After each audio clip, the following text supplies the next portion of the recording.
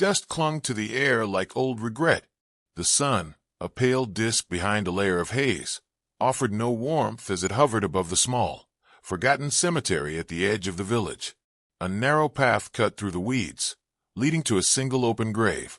The wooden casket sat heavy on the ground, too light for a body, too quiet for a farewell. A frail old pastor stood beside it, hands folded, lips sealed. There was no sermon, no flowers, not even a name carved into the temporary cross planted beside the grave. The girl in the casket had died 3 days ago, and in those 3 days, not a single soul had come to claim her. The authorities called it an accident, said she fell into the river and wasn't found until the current gave her up. No one questioned it. No one asked how a mute girl, barely 15, ended up at a part of the river known for its steep banks. They buried her without ceremony, without tears. Beside the grave, the only sound was the rasp of a shovel biting into dirt. The grave digger, a man whose name no one remembered anymore, worked slowly, his boots pressed into the dry earth, his eyes scanning the empty road beyond the trees, as if some part of him expected, no, hoped, that someone would come. But there was only silence, until a sound broke through. A distant, ragged bray echoed across the hills. Faint at first, like a memory trying to claw its way back. Then louder, urgent. The shovel stopped midair. The gravedigger turned. Down the path came a figure no one had seen in days. A battered, gray donkey limped forward, its ears twitching and its gait uneven. Dust clung to its flanks. A length of rope trailed behind it, frayed and tangled. In its mouth, it clutched a small, leather satchel, weathered, stained, and dragging against the stones. The donkey paused at the edge of the grave. It didn't make a sound now. It simply stood there, eyes locked on the box in the dirt. A quiet stillness fell again, but this time, it wasn't empty. It was watching, waiting. The pastor stepped forward, uncertain. He'd seen animals come close to funerals before, stray dogs, cats, birds hovering in the trees. But there was something different about this. This donkey didn't wander in by chance. It had come for her. Whispers began to rise among the few villagers who had gathered at a distance once the donkey appeared. They hadn't shown up for Alina's burial, but now, pulled by curiosity or guilt, they crept closer. "That's her animal," someone said. "The mute girl's. She used to ride it to the edge of the woods. I thought it ran off the night she died. Maybe it did, but now it's come back." Bojo. That had been its name. The only name Alina ever said aloud, in a whisper softer than breath. She'd been mute all her life, at least with people. But she talked to that donkey. Not with words, exactly. More like music only they understood. She was the daughter of no one, abandoned as a baby, raised in the church's storeroom until she was old enough to be sent away to work in the village fields. They called her a curse, said her silence was a punishment, her gaze an omen. The children mocked her. Adults ignored her. But the donkey had stayed. Always. The satchel dragged softly as Bojo stepped closer to the grave. The rope snagged on a stone, and the bag fell. Something inside shifted, a dull clink, like metal or glass. The gravedigger bent slowly, picked it up. "What's in it?" someone asked. He didn't answer right away. His fingers trembled as he opened the flap. Inside, a small, cracked voice recorder. Worn paper. A folded piece of cloth. He passed it to the pastor without a word. The pastor turned the recorder over in his hand, then pressed play. Static. Then a soft, shivering sound. A girl's voice, tentative, fragile, barely audible, like it came from under a blanket of fear. "If you hear this, something went wrong." A gasp rose from the villagers. "She can't talk," someone whispered. "She couldn't." The voice continued. "They won't believe me. They said no one would care. But I had to try. I had to. Bojo, we need to go now, if they find us." The recording cut to silence. The gravedigger stepped back, face pale. The pastor looked at the paper next. Court documents. Names. Signatures. A land registry stamped with the village's seal. "She was trying to tell someone something," he said, eyes narrowing. The crowd shifted uneasily. Murmurs grew louder. She was just a child. She was always strange, Maybe she made it up. But what if she didn't? A boy, no older than 10, pushed to the front. His voice wavered. I saw her that night. The night she died. She wasn't alone. The pastor knelt beside the donkey. He touched its head gently, and Bojo let out a soft sound, half grief, half memory. Its eyes remained locked on the casket. Someone in the crowd said, "She tried to warn us." And someone else added, "We didn't listen." Wind stirred the dust.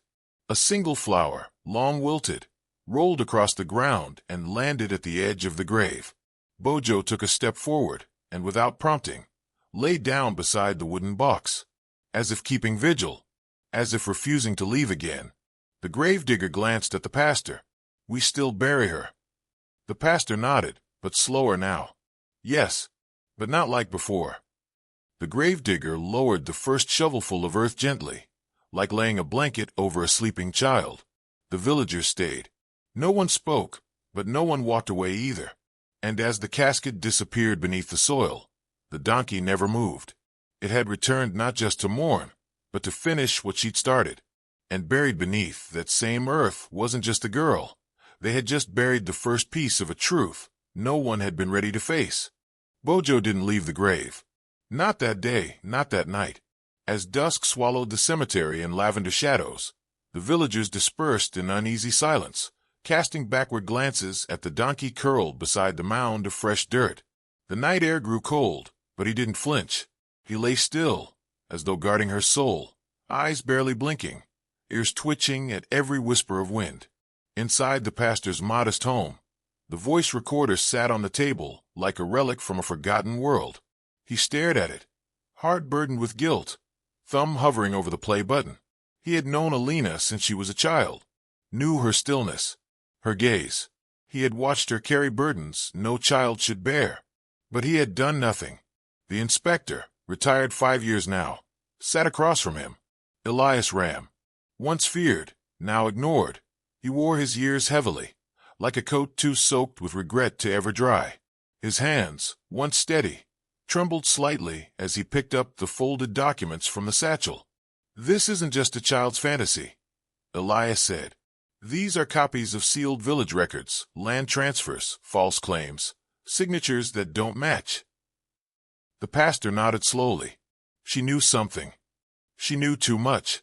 Elias didn't say the name out loud, but both men felt it loom in the room. The mayor, Vernon Hale, a man who smiled often but never with warmth, a man whose fingers reached into every drawer of village life, who had grown his wealth like a weed grows around the dying. The boy who spoke at the funeral, Milo, sat quietly in the corner. He had insisted on coming with the inspector, said he had seen something he couldn't forget. "I saw the girl the night before she died," Milo murmured, "near the grain shed. She was crying, talking to Bojo. Then a man came. He wore a coat like the mayor's driver. I got scared and ran." Elias leaned forward. "Why didn't you say anything?" Milo looked at the floor. "My father said to keep my mouth shut." The words hung like smoke.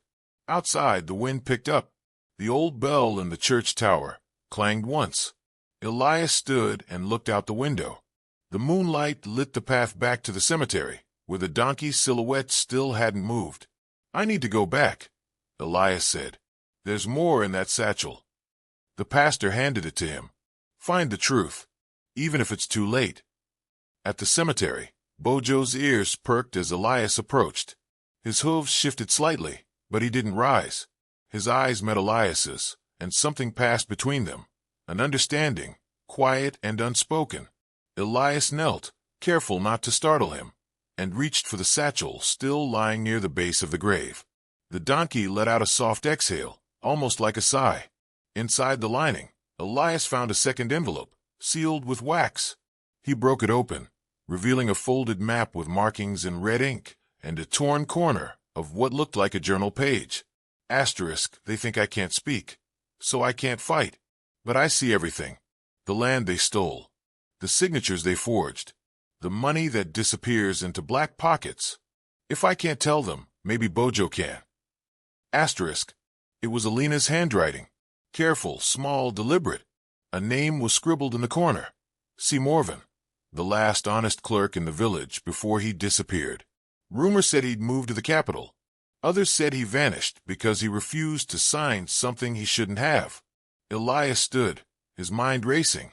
If this girl had traced corruption back to the mayor's office, if she had mapped it out, gathered evidence, and died trying to deliver it, then someone had blood on their hands. He looked down at Bojo again. You tried to save her, didn't you? The donkey gave no answer. Just a blink, slow and heavy. As Elias turned to leave, footsteps crunched behind him. He turned sharply. It was Vernon Hale. He wore a black coat and a tired smile, the kind that usually came before bad news. Didn't expect to see you out here, Elias, the mayor said. I could say the same. Hale's eyes flicked to the satchel, then to the grave. Quite the scene earlier. Tragic, really. Poor girl. Lost. Troubled. She wasn't troubled, Elias said quietly. She was obsessed. With nonsense. Vernon's tone soured. Don't tell me you're listening to bedtime stories from animals and mute girls now. She had evidence. The mayor stepped closer. Old paper and a broken recorder. That's not evidence. That's desperation. Bojo stood slowly behind them, nostrils flaring. Vernon continued, eyes narrowing. Be careful, Elias. Dig too deep, and you might bury yourself. Elias didn't flinch. Is that a threat? A warning. You're an old man. Retired. Let it stay that way. He walked away, steps crunching in rhythm, leaving a silence too loud to ignore. Bojo took a step closer to Elias, brushing against his leg. The message was clear. This wasn't over. Elias patted the donkey's side. I'm not done yet either. Back in his study, he laid the documents out across his desk. The more he read, the deeper the truth cut. Alina hadn't just stumbled into corruption. She had drawn a map straight through it. Pages marked with initials, times, land parcel numbers, all leading back to Vernon Hale's signature. Milo slept curled in a chair, unaware of the world beginning to shift. Elias didn't sleep that night. By dawn, he had drafted a letter to the provincial court. Attached to it were the forged documents, the voice recordings, and the map. The evidence wouldn't be enough to convict. Not yet, but it would start a fire. And fires had a way of spreading. He sealed the envelope, addressed it carefully, and placed it beside the window. Then he returned to the cemetery once more, where Bojo still lay in vigil, tired but unyielding. Elias sat beside him. You didn't bring just a satchel, he said softly. You brought the weight of her truth. He looked at the grave. And I promise you, she won't be forgotten.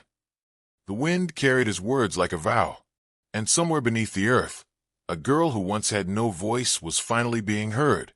The morning after Elias sent the evidence, the village stirred under a thick cloud of unease. Word had spread, quietly, cautiously, that something had been uncovered, that the mute girl's death may not have been an accident after all. Whispers slithered through alleyways and across fences. Old secrets stirred in locked drawers. Doors that had always remained closed seemed to shift on their hinges, as if the wind itself were searching for answers. Bojo had not left the cemetery, but he no longer lay in grief. He stood now, facing the road each morning, as if waiting for something or someone to come. The villagers passing by couldn't ignore him anymore. Children stopped and stared, unsure of what they felt. Adults quickened their pace, refusing to meet the donkey's eyes.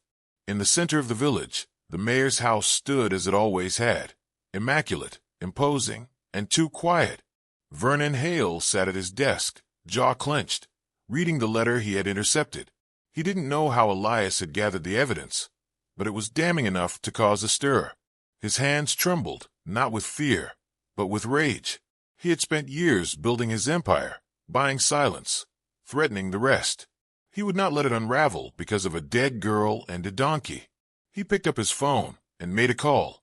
It's time, he said. Handle it. By that evening, Elias's home had been broken into. The letter to the court was gone, but not before Elias had made copies now in the possession of 3 trusted former colleagues, who had seen enough of Hale's corruption to believe what the girl had tried to expose. They were angry, not just at the theft, but at themselves, for waiting until a child paid the price to act. Back in the village square, Milo walked beside Bojo, leading him carefully on a loose rope. The donkey followed without resistance, trusting the boy. Together they approached the community hall, where Elias was preparing to speak. A crowd had gathered, more people than anyone expected. Farmers, merchants, mothers with children, all drawn by the weight of something unspoken but deeply felt. Elias stood before them with the satchel and the torn map pinned to a board behind him. He cleared his throat, voice hoarse from age and the night spent without sleep. Alina was not just a quiet girl with sad eyes, he began. She was a witness, and she was silenced for what she knew. Murmurs rippled across the crowd. She gathered these documents herself. She tracked every transaction that stripped land from rightful owners. She recorded the voices of men who threatened her. She mapped out corruption. Alone. He paused, letting the silence deepen. And this donkey, Bojo, he was not just her companion. He was her messenger, her guardian, and the only one who kept moving when we all turned our backs. Vernon Hale arrived just as Elias finished the sentence. Flanked by two men in dark coats, he stepped into the circle with a smile as cold as steel. "This is dangerous slander," he said loudly. "You're letting a bitter old man and a child's fantasy turn you against years of leadership." No one spoke. Hale turned toward the documents, feigning calm. "These papers mean nothing. They're fakes." She was ill, mentally unstable. Everyone knew that. Elias stared him down. Is that why she died? Because she was unstable? Or because she was brave? Hale's nostrils flared. "I warned you, Elias." "I remember," Elias replied. "And I ignored you, just like I ignored her." Bojo let out a sound, a sharp, piercing bray that startled the crowd into silence. The donkey stepped forward, positioning himself between Hale and Elias, as if sensing danger. Then, something unexpected happened. A woman in the crowd, elderly, stooped, stepped forward, holding a letter. Her voice trembled as she spoke. This was sent to me by Alina. Months ago. I didn't read it. I thought she was just a girl trying to meddle. But now," she handed the letter to Elias. It bore the same handwriting. Inside was a list of names, villagers who had been threatened, overtaxed, or driven from their land. Many of them stood in the crowd now wide-eyed, realizing they weren't alone. The tide shifted. More people came forward, bits of memory, fragments of paper, old letters, pieces of a puzzle Alina had tried to assemble. Hale's voice rose with panic. "This is a mob. You can't believe the lies of a girl who couldn't even speak." "But she did," Milo said, stepping forward. "She spoke louder than any of us ever dared." Bojo stood beside him, unmoving. A figure emerged from the edge of the square, one of Elias's former colleagues. A man in uniform, decorated and well-known. He walked straight up to Hale and said, "You're under investigation. You'll come with me now." The mayor tried to protest, but the crowd had already made its decision. No one stepped in to protect him. He was escorted away, his shouts echoing down the street, swallowed by the silence he once ruled over. The sun dipped low, casting long shadows as people turned to Elias. He looked tired but resolved. "Justice," he said, "is not just found in courts. Sometimes it begins in a child's notebook and rides it on four legs." That night, the town held its first real vigil, not for tragedy, but for truth.